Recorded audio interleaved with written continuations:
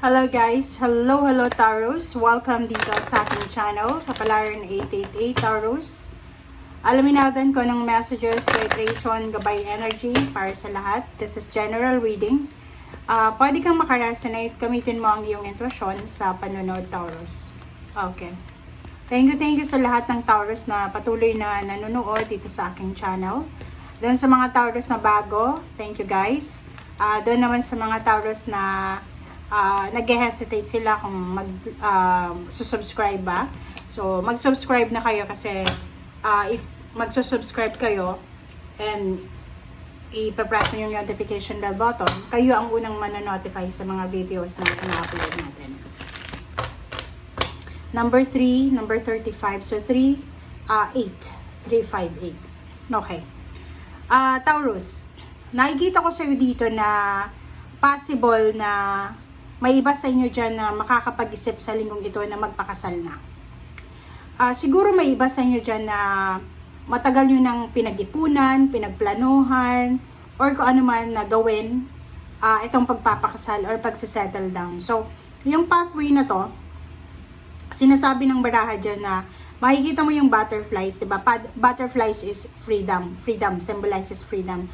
And mayroon liwanag. So, parang end of the tunnel, end of the day, end of the week, merong liwanag. So, if ever yung iba sa inyo dyan na nawawalan kayo ng direction, lalo na sa relationship, yung parang feeling mo na yung mag-boyfriend, girlfriend, mag-live-in partner, feeling nyo, or pwedeng mag-asawa din, ang gulo ng relationship nyo. Diba? Yung parang feeling nyo, hindi kayo magkaintindihan, magkaiba kayo ng point of view, nahihirapan kang, kumbaga, ayusan yung relationship. But this week, sinasabi ng barahan na you will feel the urge to fix the differences ng dalawang taong nagmamahalan dito. So, kumbaga, mag-asawa, pwedeng maayos nyo yung gusot nyo, mag-boyfriend, girlfriend, pwedeng mag-level up kayo na makapagplano kayong magpakasal, especially yung magkalibin, di ba?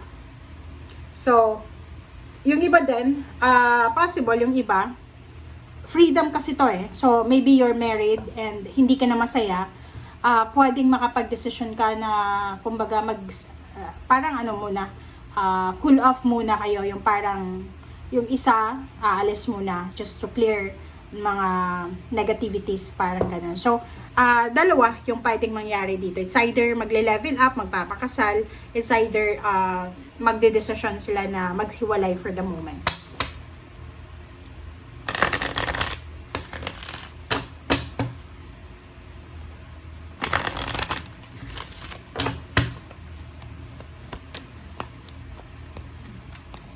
Okay.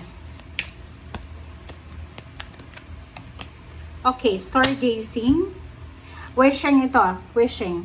So, nakikita ko sa'yo dito, looking na book, meron ditong Taurus na medyo naguguluhan siya. Hindi alam kung ano yung mga gagawin niya. So, may mga questions siya sa sarili niya, sa pamilya niya, sa relationship niya, sa mga choices and options niya. Yung parang, ang pakiramdam mo sa ngayon is uncertainty. Hindi mo alam kung saan direction ka pupunta. Hindi mo alam kung ano ba yung tatahakin mong direction kasi parang crossroad ka eh. Hindi mo alam kung ano ba dito yung para sa'yo, hindi mo alam kung ano yung future mo. Parang ganun. May feeling of anxiety, feeling depressed, or feeling alone ka sa sitwasyon mo. So, sinasabi ng baraha sa'yo dito na makinig ka sa intuition mo. Makinig ka sa intuition mo and huwag kang masyadong mag-expect.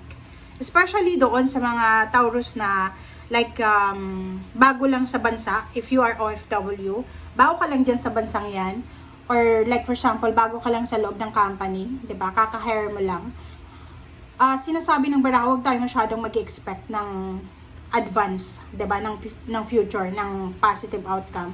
Ang gawin mo sa ngayon, i-workout mo kung ano yung mga flaws mo sa buhay, okay? Like sa relationship, ganun din, maybe may bagong kasal, na Taurus dito, bagong kasal sila, bagong magkarelasyon, and meron siyang realization na hindi siya yung para sa akin, hindi siya yung para sa future ko, parang ganun. So, kailangan mo daw na makinig sa sinasabi ng iyong intuition and mag-reflect tayo, mag-meditate and contemplate tayo. Huwag tayong gagawa ng desisyon sa linggong ito na pwede mong pagsisihan sa bandang huli.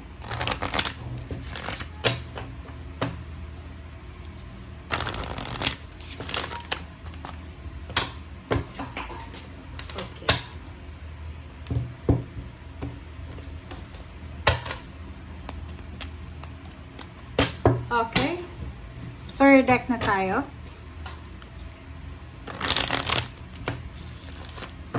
Taurus.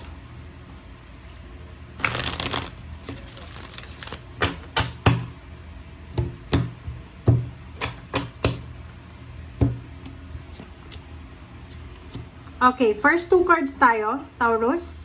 Ang first two cards mo na to, isang exciting na pagbabago ang pwedeng mangyari sa linggong ito. So, halimbawa, like for example, for the past few months or years, masyadong negative yung situation mo. Like, walang pera, walang trabaho, relationship, sobrang gulo ng relationship, family life. But this week, sinasabi na the universe will offer you leap of faith, diba? New beginnings. So, kailangan mo ditong mag-isip ng maayos. Kailangan mo mag-desisyon ng maayos. Huwag masyadong excited. Pero, exciting to Exciting ito. Like, for example, this week ay makakatanggap ka ng call or confirmation from the company na ina-applyan mo or from international company na, kumbaga, ina-applyan mo. Parang ganon. So, sinasabi sa'yo dito ng barahan na iwasan nating maging excited. Kasi yung excitement natin, pwede siyang maging hadlang or pwede siyang makasira sa diskarte natin. So, may iba sa atin na like for example, ang tagal nating unemployed or ang tagal mong nawala ng relationship. And once na meron na yung parang recovery, di ba? Parang sobrang excitement yung mararamdaman. Walang masama sa pagiging excited, but because of excitement, pwede kang gumawa ng isang desisyon na hindi mo, kumbaga, pinag-isipang mabuti. So, kailangan mong pag-isipang mabuti. Okay. Yun. So, isang desisyon ang gagawin mo. So, this week, mayroong mga Taurus na possible siyang magdedesisyon siya na umalis. It's maybe relocation or travel. Or maybe nakikita ko sa'yo dito na you're moving away. Okay? Aalis ka sa sitwasyon na alam mo na hindi ka na welcome. Aalis ka, Taurus, sa lugar na alam mo na hindi ka swerte. And pupunta ka doon sa lugar na alam mo na doon babalanse yung pera mo. So, like for example, sa probinsya ka, ilang beses ka nang nag-a-apply pero wala pa rin tumatanggap sa'yo. Or maybe sa business, ang business mo pwedeng hindi masyadong maganda sa location na yan. So, pwedeng lumipat ka is either sa school or sa city. Parang ganon. So, there's a process of relocation dito. May proseso ng relocation, transformation, change.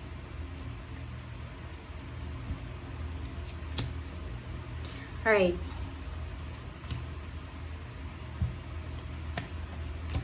Okay. Comment down below, Taurus.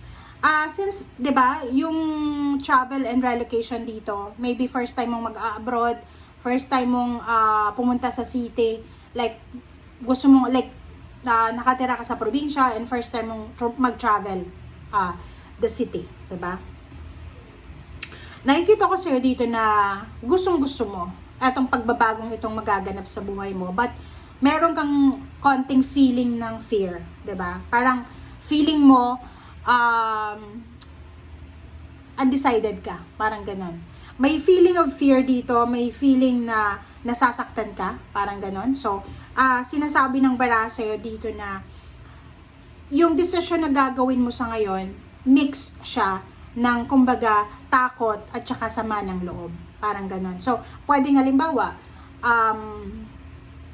since unemployed ka, pwedeng nakatira ka sa parents mo, or sa siblings, or sa family, and pinaparamdam sa'yo ng pamilya mo na pabigat ka.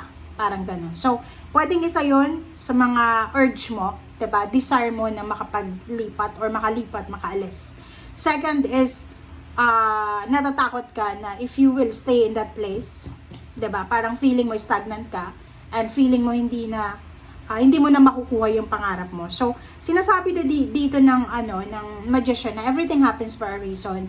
And minsan, di ba, sa buhay natin, hindi ibig sabihin na walang nangyayari. Wala na talagang mangyayari kasi mali yun. Minsan, may mga tao na sobrang tagal nilang naging unemployed, maybe 10 years, 20 years, 15 years. And then, pagtapak nila ng like 40 years old, doon sila aasenso. Parang ganon. So, wag kang magsa-self-pity. Wag mong iisipin sa sarili mo kasi you're feeling afraid and feeling mo nasasaktan kayo. maybe pinapalayas ka ng pamilya mo because pabigat ka, or maybe pinaparamdam sa'yo ng pamilya mo na hindi ka worthy as their family, parang ganun. So, nakikita ko yung moving on dito. Aalis ka, bit-bit mo tong pain and heartaches, and then yung fear, pero aalis ka, bit-bit mo din yung motivation. Okay, so comment down below if you resonated. Thank you guys. Bye!